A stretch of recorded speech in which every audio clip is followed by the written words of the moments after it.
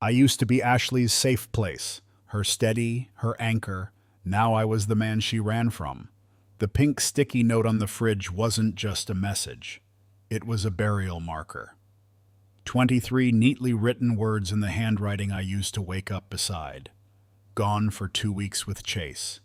Need space. Please respect my journey. Ashley. Just like that. A marriage, 12 years deep, dissolved in bubblegum ink. Smash that like button, hit subscribe, and keep watching because the best part's coming up next. I stood in our kitchen in my grease-stained work shirt and threadbare boxers, clutching a lukewarm mug of coffee like it might hold me together. Maybe it was the last thing that would. Everything else, my wife, my future, my peace, had just vanished. My name's Jake Morrison. I fix cars. I break my back 6 days a week under hoods and engines that don't judge me.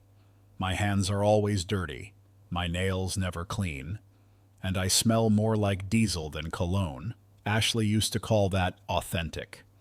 She'd wrap her arms around me and say, "You smell like home."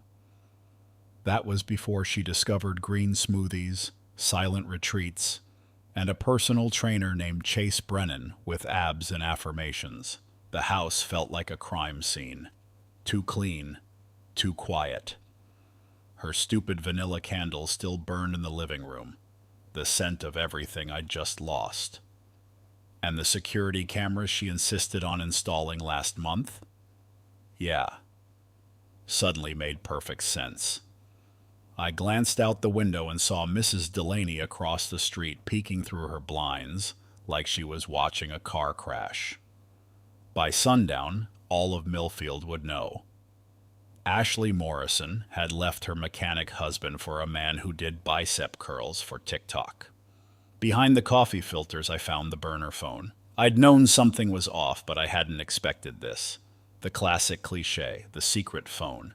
The messages inside weren't just betrayal. They were proof that everything I believed about my life had been a lie. Selfies, hotel reservations, dirty little notes. She'd sent Chase photos of herself wearing my flannel shirts. She called him soulmate. Told him I was a phase she'd outgrown. I didn't cry. Couldn't. Just stood there, staring at the texts, hearing nothing but the soft hum of the fridge and the roaring in my ears. A buzz from my phone broke the silence. Mike, my business partner, saw Ashley's car at the airport. Everything okay? I typed, "She's on a journey." What kind of journey? The kind that ends with divorce papers. Minutes later, the house phone rang. Ashley's voice came through the speaker, shaky, defensive. "Jake, I know you're there. Pick up, please. I'm not the villain here. We both know this marriage has been dying for years. I just had the guts to do something." Guts. She called this guts. I poured myself more coffee, though it tasted like ash, and sat at the table where we used to dream about babies and plan Sunday dinners. Now it was just the scene of a crime. I left. Morrison's Auto Repair sat on the edge of town, where metal and engines still made sense. Machines didn't lie. They didn't leave. They either worked or they didn't, unlike people. Mike, Tommy, and Rick were already at the shop, men who knew me better than my wife apparently ever had. Mike approached carefully. "Heard the news. You okay?" "Nope," I said. "But I'm working." We didn't talk more. We just fixed what was broken. The only thing I still knew how to do. By noon, I had 17 missed calls from Ashley. I deleted everyone. I moved out that night, rented a single-room apartment above Frankie's boxing gym. The place reeked of old sweat, Lysol, and ghosts. It was perfect. No memories, no expectations. Ashley returned from her journey 3 days later. Her voicemails turned frantic. Apparently, Chase had passport issues at the airport. Border security can be tricky when you have friends like my buddy Derek who owe you favors. That morning, Mrs. Delaney showed up at my new door with a casserole and a rehearsed frown. Jake, honey, just thought you might need something warm. Translation: I need the tea. I let her in. In a town like Millfield, Mrs. Delaney was the unofficial press secretary. If I fed her the right story, she'd make sure everyone heard my side first. You need a good lawyer, she said eventually. My nephew Danny got his ex's yoga studio in the divorce. Real bulldog, I nodded. Tucked that away. Downstairs, Frankie barked instructions to some teenager getting his ribs handed to him by a punching bag. Frankie, ex-boxer, part philosopher, part wrecking ball pal, saw me coming. You look like a man who forgot how to swing. I'm learning again. Good. Get changed. Minutes later, I was pounding the heavy bag like it had called me worthless. Each punch was a piece of her. Ashley rolling her eyes at my muddy boots. Ashley whispering to Chase in hotel rooms. Ashley calling this courage. Mid-round, Frankie tossed me a towel. Your wife called this morning. What the hell? Like what you see? Click like, hit subscribe, and stay tuned. Let's keep going. Said you might be unstable. I told her you were the most stable man I'd ever met. Just temporarily upgraded with rage that night. Someone spray-painted my truck. Not enough a red slash across my name. Across who I was. I called the cops. Martinez, local officer, recent divorcee, took the report. Got enemies? He asked. Just one. But she's got backup. That night, a text from an unknown number. How does it feel to lose everything? It wasn't Ashley. It wasn't Chase. It was someone darker. Someone who hated quietly and smiled publicly. Vanessa Chen. Ashley's best friend, maid of honor, emotional arsonist. Her own marriage had imploded 6 months ago. Now she wanted company in the wreckage. I started connecting the dots. Instagram comments. Dinners Ashley didn't tell me about. Advice whispered over wine. Vanessa had fed the fire and handed Ashley the match. I drove to Elite Fitness the next day. Chase's Tesla gleamed like it had something to prove. I watched him flirt with a middle-aged client. Same act, different woman.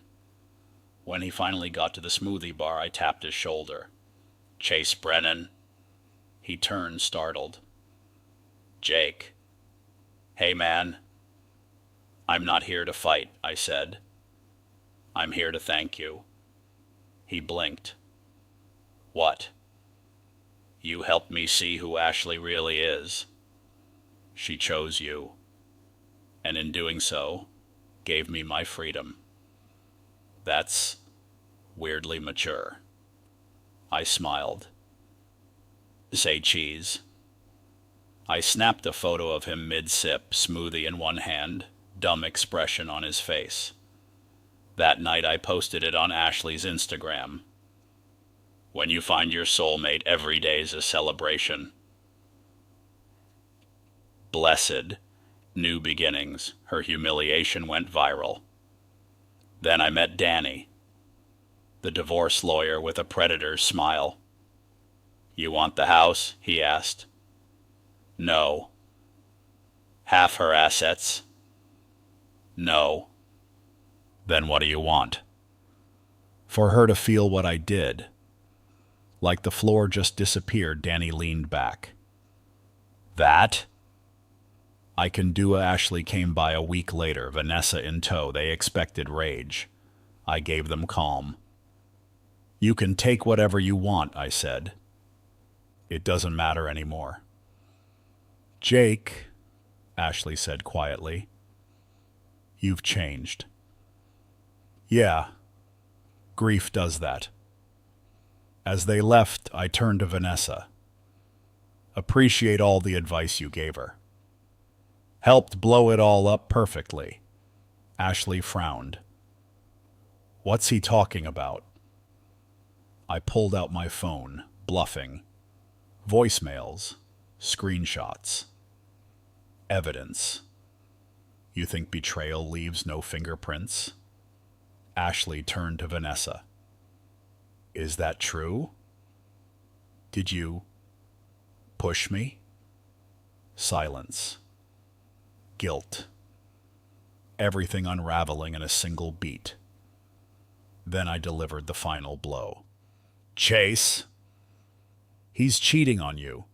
Mondays and Wednesdays are a brunette. Fridays, a redhead. I showed her his recent posts.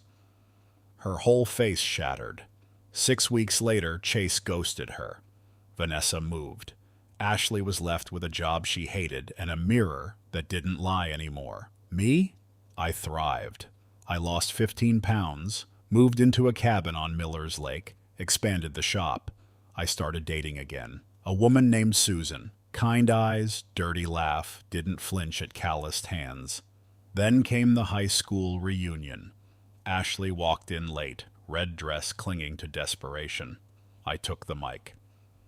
I've learned a lot this year, I said, about loyalty, about grief, about clarity, and mostly about how sometimes the worst day of your life frees you from the biggest lie you were living. Ashley froze. The room watched. So tonight I want to thank the person who broke me, because it forced me to rebuild better.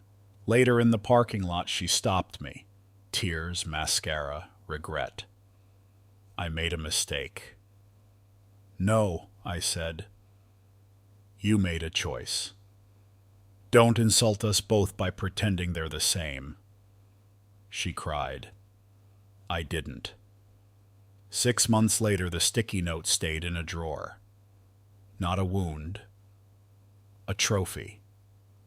They say revenge is living well. Number. Revenge is becoming the man she never believed you could be. And finally seeing, with brutal clarity, that she never deserved him anyway. You know, stories like this hit hard because they're not just about betrayal or revenge, they're about identity and transformation. Jake wasn't just a wronged husband. He was a man forced to rediscover himself from the ashes of a broken marriage. It's a reminder that sometimes the villain in one person's story is the hero in their own. And honestly, isn't that a lesson we all need? To own our pain, grow from it, and never let anyone else write our narrative for us. If you found this story compelling, don't forget to like and subscribe for more powerful tales. And I want to hear from you. What would you have done if you were Jake? Drop your thoughts in the comments below. Sharing your story might just help someone else feel less alone.